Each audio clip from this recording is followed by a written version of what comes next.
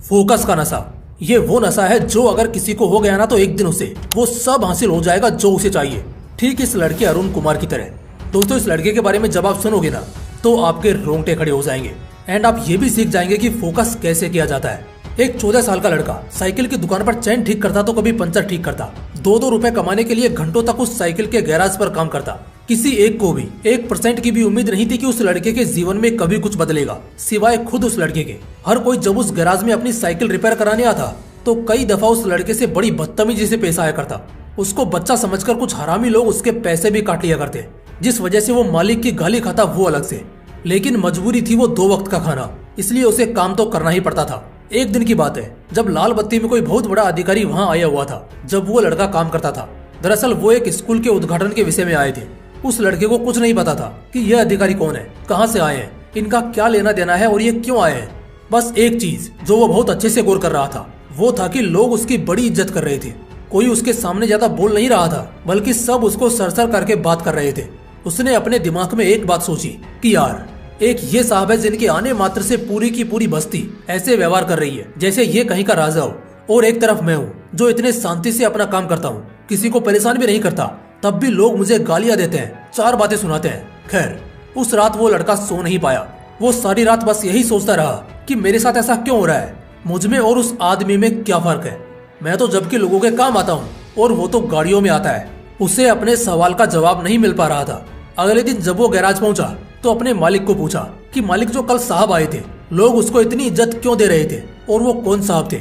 इस पर गैराज का मालिक बोला, तुझे क्या है, तुझे क्या करना है। लेकिन उस लड़के के 2-3 बार पूछने पर उस मालिक ने बताया, कल डीएम साहब आए थे स्कूल के उद्घाटन के लिए। इस पर उस लड़के ने फिर से जिद करके पूछा, लेकिन ये डीएम कैसे बनते हैं। वो गैराज का मालिक बोला, उसके लिए बहुत पढ़ना पड़ता है, बहुत विद्वान होना पड़ता है, उसके लिए बाज की नजर और ऋषि मुनियों जैसा फोकस चाहिए होता है। ये बात उस लड़के के दिमाग में छप जाती है। वो लड़का शाम को घर जाता है और लगभग आधी रात तक जागकर बस यही सोचता है कि इस जिंदगी से उस जिंदगी तक का सफर वो कैसे तय करेगा। वो पैसे बचाता है और पैसे बचा बचाकर वो अपने लिए किताबें खरीदता है और किसी तरह अपनी पढ़ाई शुरू करता है। एक सरकारी स्कूल के माध्यम से वो पढ़ता और रात को काम करता। उसका लक्ष्य उसके दिमाग में एकदम साफ था कि चाहे जो हो जाए डीएम तो बनकर रहूंगा। वो लड़का अब 21 साल का हो चुका था और पिछले 7 सालों में ऐसा एक भी दिन नहीं था जिस दिन उसके दिमाग में डीएम बनने के अलावा दूसरा कुछ भी आया हो। उसे बस 21 साल की उम्र तक पहुंचने का इंतजार था कि वो बस अपना ग्रेजुएशन जैसे तैसे खत्म करे और एग्जाम में बैठने के लायक हो जाए। उसके पास अब 1 साल बचा था तैयारी करने को। उसने इतने पैसे जुटा लिए थे कि अगर अगले 6 से 8 महीने वो काम ना भी करे तब भी उसका खर्च चल जाएगा। अगले 6 से 8 महीनों के लिए वो पूरी तरह अपने डीएम बनने के सपने को दे देता है। पहला महीना वो रगड़ कर मेहनत करता है। वो खूब मेहनत करता है, दिन रात सिर्फ और सिर्फ पढ़ता रहता है। 3 और महीने बीतते हैं। वो सिर्फ 1 वक्त का खाना खाता और बाकायदा पूरा दिन सिर्फ और सिर्फ अपने किताबों से चिपका रहता। जैसे जैसे उसका एग्जाम नजदीक आ रहा था उसके पढ़ने के घंटे भी बढ़ते जा रहे थे। इसी तरह 4 महीने बीत चुके हैं। तभी अचानक एक रात वो अपनी पढ़ाई खत्म करके जैसे ही चटाई बिछाकर सोने की तैयारी कर रहा होता है कि उसे उसी वक्त चक्कर आ जाता है और वो गिर जाता है। अब भला उस गरीब को देखने वाला कौन होगा, इसलिए वो बेचारा खुद ही 1-2 घंटे बाद जब होश में आया तब खुद को संभालते हुए उठता है और फिर जो थोड़ा खाना बचा था उसे अपने लिए परोसता है। खाने के लिए उसने अभी पहला निवाला रखा ही था कि तभी उसको उल्टी हो जाती है। सारी रात वो उल्टी करता रहता है। अगली सुबह जैसे तैसे थोड़ा सो लेने के बाद जब उसकी आंख खुलती है तब उसका पेट हल्का दर्द करना शुरू करता है। वो कुछ समय के लिए इसे नजरअंदाज करता है और रोज की तरह अपना काम करता है। फ्रेश होकर पढ़ाई करने बैठता है। पेट दर्द अब भी कर ही रहा था तो वो बाहर जाकर कुछ दवाई ले आता है और कुछ खाकर पढ़ाई शुरू करता है। दिन के 6 से 7 घंटे लगातार पढ़ने के बाद अब कहीं जाकर उसको थोड़ा सा चैन मिलता है और शाम को वो थोड़ा टहलने के लिए निकल जाता है। धीरे धीरे करके वक्त गुजरा। अब बस 1 महीना रह गया था एग्जाम को, जिसका इंतजार इस लड़के को पिछले 7 साल से था। तभी अचानक एक दिन फिर से इसका पेट दर्द करना शुरू कर देता है। इस बार इसका पेट इतना दर्द करता है कि वो अब सहने लायक नहीं था। उसे मजबूरन डॉक्टर के पास जाना ही पड़ता है। वो डॉक्टर के पास जाता है और चेकअप के बाद उसे पता चलता है कि उसे किडनी स्टोन है, उसके पेट में पथरी है। ये सुनकर उसे झटका लगता है। डॉक्टर ने कहा कि या तो ऑपरेशन करा लो या फिर दवाई लो, शायद गल जाए, मगर ये दर्द बहुत देगा अगर ऑपरेशन नहीं कराया तो। वो मन ही मन सोचने लगा कि अब ऑपरेशन का खर्चा कहाँ से लाऊंगा। कुछ पैसे बचाए हैं जो अगर इसी में लगा दिए तो अगले 1 महीने खाऊंगा क्या और एग्जाम कैसे निकालूंगा। बस इन्हीं सब बातों को दिमाग में रखकर वो अपने घर लौटता है। वो बस भगवान से इतनी दुआ करता है कि बस कम से कम 1 महीने तक उसे कोई दिक्कत ना हो ताकि वो अपनी पढ़ाई अच्छे से कर सके। लेकिन भगवान ने उसके लिए कुछ और ही सोच रखा था। अब उसके साथ थोड़ा अजीब होने लगा। रोज तो नहीं, लेकिन अक्सर 1-2 दिन में उसे दर्द होता ही था, और ये दर्द तब ज्यादा होता जब वो कुछ भी खाना खाता था। अब जाहिर सी बात है, वो खाना कैसे छोड़ सकता है। खैर, उसने पहले के महीनों में जमकर पढ़ाई की थी, इसलिए अभी बस उसे रिवीजन ही करना था। वो पढ़ता रहा और पढ़ाई के साथ साथ वो उस दर्द को भी सहता रहा। लगभग 7 दिन में उसकी परीक्षा थी और आखिरकार उसने अपनी सारी पढ़ाई कर ही ली थी। अब वक्त आ चुका था उसे अपनी जिंदगी की सबसे बड़ी परीक्षा देने का।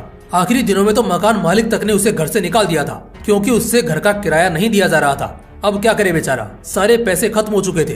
तो इस बीच वो अपने एक दोस्त के घर पर रहता है, लेकिन एग्जाम से एक रात पहले अचानक बिजली चली जाती है। अब कल दोपहर को उसे परीक्षा में बैठना है। अब अगर वो आज बिना पढ़े सो गया तो हो सकता है उसके इतने सालों की मेहनत पर ये अकेला दिन भारी पड़ जाए। इसलिए वो उस रात सड़क के बीचों बीच स्ट्रीट लाइट्स की रोशनी में बैठकर पढ़ता है। गाड़ियां एक के बाद एक गुजर रही थी, लेकिन उसका फोकस सिर्फ और सिर्फ उसके किताब पर था। वो सिर्फ और सिर्फ पढ़ता रहा। नींद आ गई तो रात को फुटपाथ पर ही सो गया। अगले सुबह दोस्त के घर गया, जहां वो कुछ दिनों की मोहलत मांगकर रह रहा था।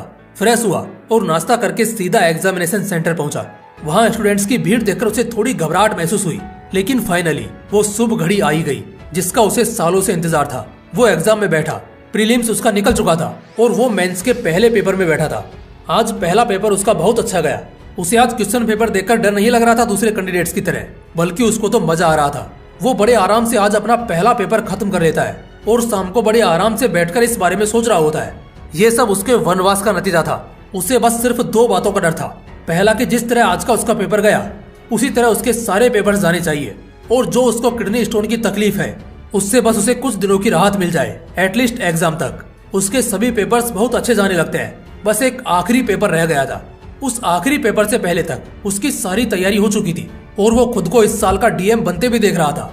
लेकिन तभी बस सुबह सुबह जब वो उठता है तो उसके पेट में हल्का दर्द शुरू हो जाता है। वो हल्का गुनगुना पानी पीता है, मगर इससे भी उसे कोई राहत नहीं मिलती। किसी तरह वो एग्जाम सेंटर पहुंचता है। तब तक दर्द बढ़ चुका होता है। जैसे तैसे करके वो एग्जाम देता है। एग्जाम के आधे के बाद दर्द इतना ज्यादा बढ़ चुका था कि अब उससे सीधा बैठा तक नहीं जा रहा था। इन्विजिलेटर भी आकर उसको पूछता है कि क्या उसे कोई दिक्कत है, और अगर है तो वो बाहर जा सकता है। लेकिन वो लड़का मना कर देता है। उसका ध्यान 1% दर्द पर था और बाकी 99% पेपर पर। पूरे शिद्दत के साथ वो लड़का अपना एग्जाम खत्म करता है और वहां से सीधा हॉस्पिटल जाकर अपना इलाज कराता है। लगभग 2.5 महीने बाद फाइनली यूपीएससी इस साल अपने एस्पिरेंट्स का रिजल्ट रिलीज करती है। तो इस साल दूसरे एस्पिरेंट्स की तरह एक बार भी रिजल्ट देखते वक्त उस लड़के को किसी तरह की घबराहट नहीं होती, क्योंकि उसे पता था संघर्ष और तकलीफों के पहाड़ के ऊपर पैर रखकर वो परीक्षा देने गया था। और हाँ, आज उसका सपना सच हो गया। वो अब मामूली गरीब नहीं बल्कि डीएम अरुण कुमार बन गया। उसे इंटरव्यू के लिए बुलाया जाता है, जहां इंटरव्यूअर्स को जब उसकी कहानी का पता लगता है तो वो भी हैरान हो जाते हैं कि वाकई में किसी इंसान का फोकस इतना तगड़ा कैसे हो सकता है। उस बंदे को यूथ क्लब की तरफ से इंटरनेशनल फेस्ट में बुलाया जाता है, जहां वो कहता है दर्द हो, तकलीफ हो या मौत आ जाए, अगर फिर भी तुम्हारा ध्यान तुम्हारी मंजिल से ना हटे तो ब्रह्मांड खुद तुम्हें जिताता है। मैंने अपने संघर्ष के दिनों में कभी संघर्ष पर ध्यान ही नहीं दिया। मेरा ध्यान सिर्फ एक चीज पर होता था और वो थी मेरी किताबें। फोकस का नशा था मेरे अंदर। किताबों के पन्नों से कभी ध्यान हटा ही नहीं।